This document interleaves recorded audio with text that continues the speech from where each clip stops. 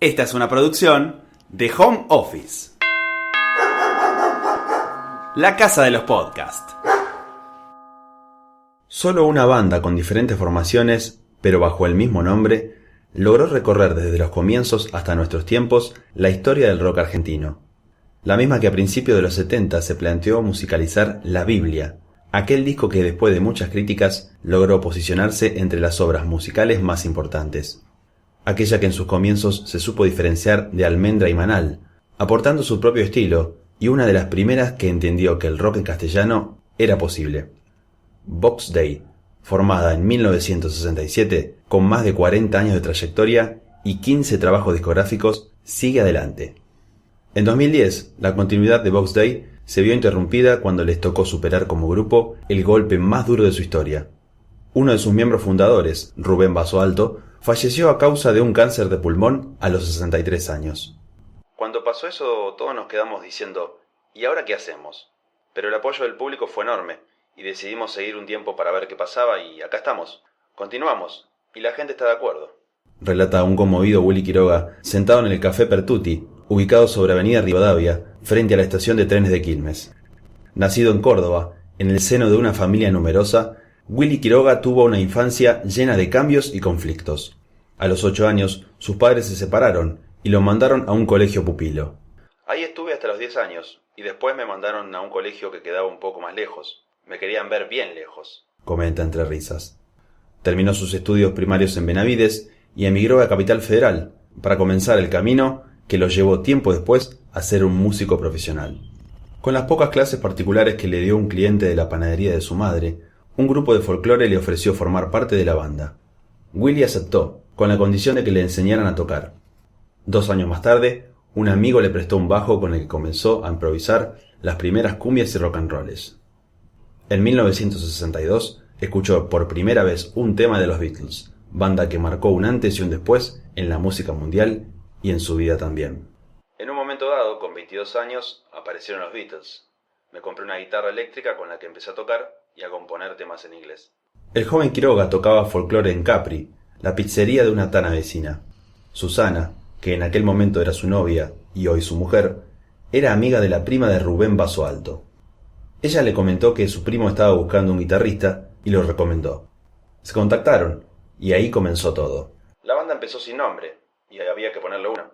Como yo había pasado por la escuela de aviación, le puse Mach 4. Mach 1 es donde está la barrera de sonido en aviación. Ahí le puse el nombre. En su momento, Mach 4 cantaba temas en inglés. Ofrecieron sus primeras presentaciones en Quilmes y Berazategui. Un músico solista los escuchó en un recital y los contrató como sesionistas para su nuevo trabajo. A cambio, les ofreció grabar sus primeros 2 temas con los que se empezaron a mover en la escena. Un conocido los contactó con una discográfica con expectativas de llegar a mostrar su música en la capital. Sin embargo, los representantes del sello les expresaron su disconformidad con respecto al nombre del grupo, debido a que en ese momento existían muchas bandas que incluían números en los mismos. Yo agarré un libro que hablaba de la justicia. Se llamaba ¿Qué es la justicia?, de un filósofo austríaco.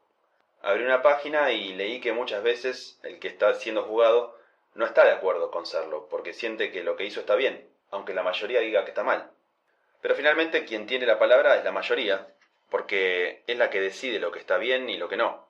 Porque todos sabemos que Vox Populi es Vox Dei, o sea, la voz popular es la voz de Dios.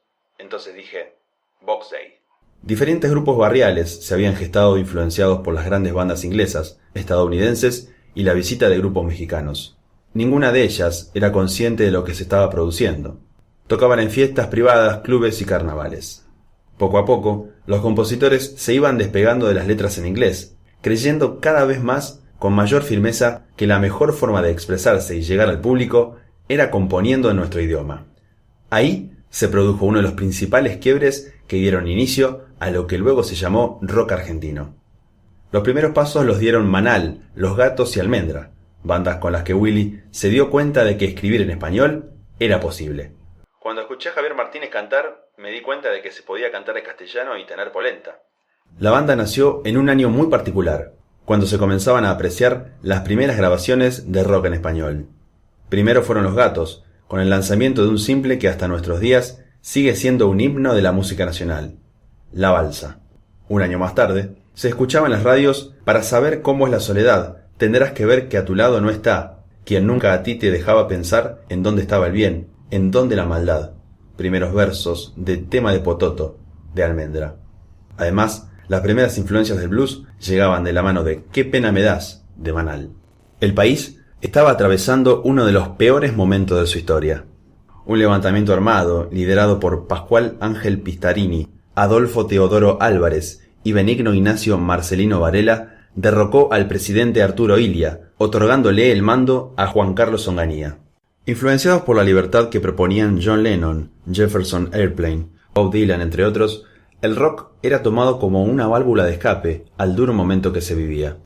Los grupos no estaban tan pendientes de llegar a tener un hit a corto plazo, sino que se preocupaban más por la composición y la música en sí. Escribir temas a veces llevaba meses, largas horas de ensayos, grabaciones y reuniones diarias para hablar de la banda daban cuenta de que estaban convencidos que el reconocimiento iba a llegar. A los 3 años de su formación, en 1970, Box Day grabó su primer álbum, Caliente. La respuesta del público fue muy positiva. La placa contaba con lo que posteriormente fueron grandes éxitos de la banda, tales como Presente o Canción para una mujer que no está. Había pasado un mes del lanzamiento y se presentaron en el Luna Park, en un concierto que se llamó Las Tres Grandes Bandas Argentinas, donde tocarían Manal, Almendra y Los Gatos. Comenzaron las bandas soportes, y Box Day tocó en segundo lugar. La gente empezó a gritar, y ni siquiera los miembros de la banda pensaban que ese día iba a marcar un antes y un después en su trayectoria. Preguntamos si querían un tema más, y todos dijeron que sí. Entonces hicimos Presente. Ahí se pudrió todo. La gente se quería venir al escenario, era un quilombo. Y bueno, al final el locutor dijo: si había 3 grandes bandas en Argentina, ahora hay 4 porque se acaba de agregar Box Day. Existía una razón por la cual Box Day se posicionó entre las bandas de élite durante los 70. Su estilo particular aportaba algo distinto a lo que poco a poco iba surgiendo.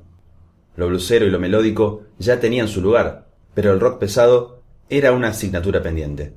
Las vivencias y sentimientos que expresaban sus letras, sumados a la fuerza que generaban con cada nota, despertaban en el público un estilo que hasta ese momento no se había apreciado.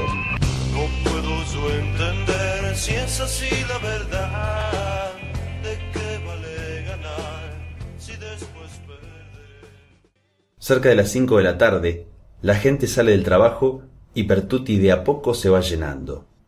Un hombre de unos 50 años se detiene en la vereda y, extendiendo su mano, saluda a Willy.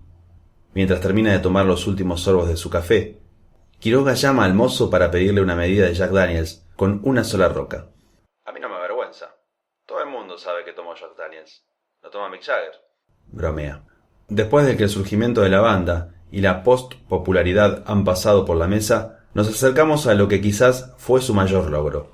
Un trabajo discográfico que en principio generó incertidumbre, pero que con el tiempo logró la aceptación popular. La Biblia. Que unos pelilargos se atrevieran a representar musicalmente el libro sagrado era algo llamativo y podía meterlos en problemas ante un contexto bastante represivo y conservador. Pero la banda decidió jugársela, pese a las críticas inmediatas que recibió. La ambición y el desafío se centraban en hacer algo diferente que superara su primer éxito, ya que esa era la forma de mantener la popularidad.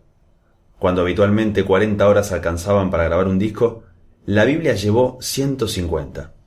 La iglesia quiso ver las letras antes de su publicación, y se reunieron en la curia con Monseñor Gracelli, quien empezó a revisar lo que habían escrito y, destacando su poder de síntesis, reconoció que, siendo persona de la iglesia, hubiese necesitado más palabras para poder explicar el Génesis.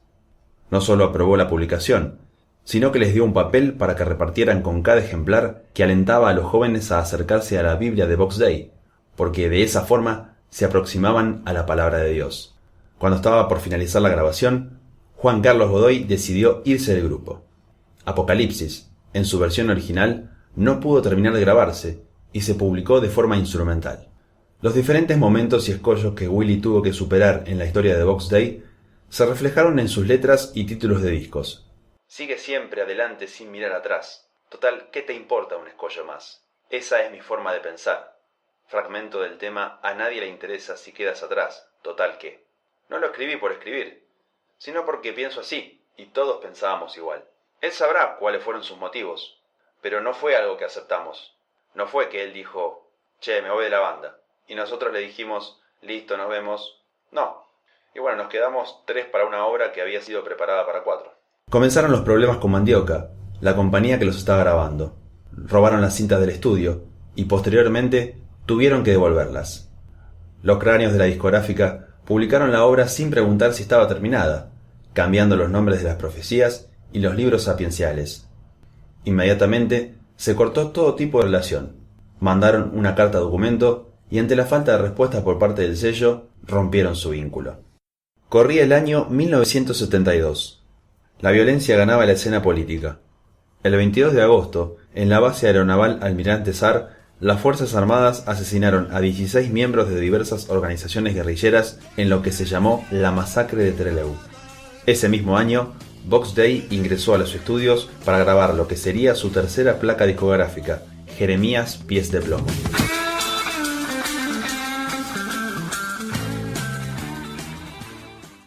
La música es mía, y la letra es de Ricardo Soule. Yo estaba con esa base y no le encontraba la vuelta. No es algo fácil de cantar. Ricardo pasó, la escuchó y me dijo, ¿no querés que le ponga algo? Le dije que sí, y apareció con El cemento se hunde a su paso, el silencio vuela en pedazos, su ojo ve más allá del objeto ideal. Y eso me mató. Un año después de la partida de Juan Carlos Godoy, Box Day grabó el primer disco en formato trío. En ningún momento pensaron en buscar un reemplazante, sino que decidieron seguir adelante. El trío hay que laburarlo.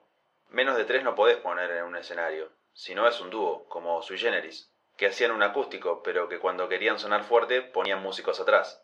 En los 3 años posteriores, la banda lanzó 6 discos. Cuero Caliente, La Nave Infernal, Es una nube, no hay duda, Box Day para Box Day y Estamos en la pecera. Consiguieron el sponsor de una fábrica de alpargatas, Tapeca, que les financió una gira por todo el país, donde registraron parte de sus shows. Nosotros habíamos hablado con la gente de CBS y querían que trabajáramos con ellos.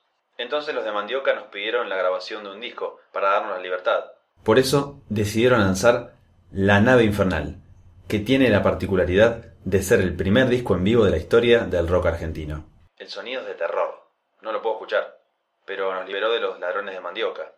En la CBS los atendieron bien y editaron Es una nube, no hay duda. Es una nube, no hay duda, parece un tema boludo, pero cuando termina dice, y además, si me da la gana me lo creo. Entonces ahí podés decir, yo creo lo que se me canta a las pelotas, tengo derecho a pensar lo que quiera y vos no me vas a venir a decir qué tengo que pensar. El 24 de marzo de 1976, un nuevo golpe de Estado, encabezado por Jorge Rafael Videla, derrocó al gobierno de María Estela Martínez de Perón, instalando una dictadura de tipo permanente. Se llevó adelante el denominado Proceso de Reorganización Nacional, que, violando los derechos humanos, causó la desaparición de decenas de miles de personas. El público de rock fue uno de los más golpeados de la época. Continuamente recibían palizas por parte de los militares, iban presos constantemente y muchos artistas, a raíz de la persecución, decidieron exiliarse. Antes del golpe ya existía la censura y la persecución. El rock ya formaba parte de la lista negra. ¿Cómo vivieron la dictadura del 76? Mal, porque ibas de un recital a otro y por ahí te encontrabas con una patota que te paraba. Abajo todo el mundo, todos contra la pared. Te apuntaban con las armas en la cabeza y no sabías si te iban a matar o qué. El cagazo no te lo sacaba nadie. Un día estábamos tocando y se prendieron las luces en el medio del recital. Apareció un cana y dijo, apaguen la música y dejen de tocar. Mujeres para un lado, hombres para otro. Por ahí veías que sacaban alguno de los pelos, a patadas en el culo, y no sabías por qué. También nos ha pasado de llegar al boliche repleto de gente y enterarnos de que no podíamos tocar porque había caído la policía llevándose a varias personas detenidas. Eso era cosa corriente, pasaba todo el tiempo. Sumado a Ciegos de Siglos, de Box Day, entre las obras más destacadas se encontraban El Jardín de los Presentes, de Invisible, El Fantasma de Canterville, de León Gieco, y el disco homónimo de La Máquina de Hacer Pájaros. En el 78, Box Day editó Gata de Noche. En aquel momento, Ricardo Soule volvió a formar parte de la banda, pero solo hasta el 81, año en el que se alejó nuevamente. Fueron 4 las ocasiones en que el guitarrista dejó el grupo. Esto generó cierto malestar en sus compañeros, ya que era muy difícil buscar cada 2 o 3 años reemplazantes, pasarle todos los temas, ensayarlos y salir a tocar. Vos estás jugando al ajedrez, vas por la jugada 16 y viene un tipo y te tira el tablero a la mierda. Tenés que volver a ordenar todo de nuevo y empezar de cero, buscar nuevos músicos, pasarle los temas. A pesar de todo, Willy y Rubén Basualto tenían bien en claro que querían seguir con Box Day a morir. Incluso contaban con el apoyo de sus seguidores, que constantemente los alentaban a seguir adelante a pesar de las idas y vueltas de Soule. Podés llamarme Tío B.B. En 1980, el rey del blues, B.B. King, visitó por primera vez nuestro país. Por un contacto de su manager, Willy Quiroga tuvo la posibilidad de asistir a la conferencia de prensa y conocerlo personalmente. No solo fue a ver el concierto, sino que también compartió con él una cena y lo fue a despedir a Ezeiza cuando regresó a Estados Unidos. Una de las tantas anécdotas que contó fue la razón por la que le puso Lucille a su guitarra. Resulta que cuando él era joven, estaba tocando en un boliche que era de madera y había mesitas con manteles y velas. Zapaban 30 minutos y salían un rato a fumar. En una de esas salidas sintió que adentro se armaba quilombo y vio que la gente se estaba agarrando las piñas. Las mesas se caían y empezaban a prenderse fuego. Entonces me dijo, yo lo único que atiné fue a subir al escenario, agarrar la guitarra y salir. Al otro día, se enteró de que habían muerto varias personas y que todo había empezado por dos tipos que se peleaban por una mina, que se llamaba Lucille. Le puse así a mi guitarra para no olvidarme jamás de que dos hombres no deben pelear por una mujer. A Willy se le llena el rostro de alegría al contar los momentos que vivió con el maestro. Relata detalladamente cada escena que compartió en esos días, pero cuando más contento se pone es al recordar la respuesta que le dio a su hijo. Simón le había pedido que le preguntara qué sentía al ver la alegría y la sonrisa en la cara de la gente cuando estaba tocando. El viejo se largó a reír y le respondió: siento la misma alegría que al ver tu carita hermosa en este momento. De ahora en adelante podés llamarme Tío B.B. A principios de los 80, Box Day decidió grabar su segunda obra conceptual, El Cid Campeador. Comenzaron a componer y a ensayar los temas que iban a formar parte del disco, pero el sello discográfico Polydor se negó a grabarlo. A raíz de esto, problemas internos hicieron que el grupo se separase temporalmente en 1981. Todavía en Argentina seguía instaurada la dictadura militar, y las empresas discográficas se caían a pedazos. Willy prefiere no hablar de lo que fue una de las partes más dolorosas de la larga y exitosa trayectoria de la banda. Nos descorazonamos con que no encontrábamos compañía para grabarlo, y Ricardo se fue del país. La despedida en obra fue una locura. Nos estábamos despidiendo y la gente abajo nos gritaba que no nos separáramos. Era una de las cosas de las que yo estaba seguro. En realidad, el que se iba era Ricardo. Fue algo bastante impuesto porque no queríamos separarnos, sino que se iba uno y bueno. Tras la disolución de Box Day, Willy armó Destroyer, banda con la que editó un disco homónimo en 1982.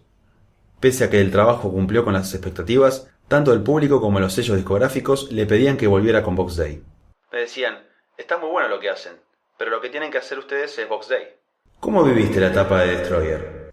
Fue divertido. Los temas son muy buenos. El único error que cometí fue no haber cantado más, pero fue muy lindo. Era distinto a lo que veníamos haciendo con Box Day. Tenía arreglos muy grosos. Finalmente, Willy habló con Rubén Basualto, quien en ese momento también estaba en un nuevo proyecto, Rompeaces, y ambos decidieron dejar sus respectivas bandas para volver a hacer Box Day, con la incorporación del guitarrista Carlos Gardellini. Fue el único que nos entendió.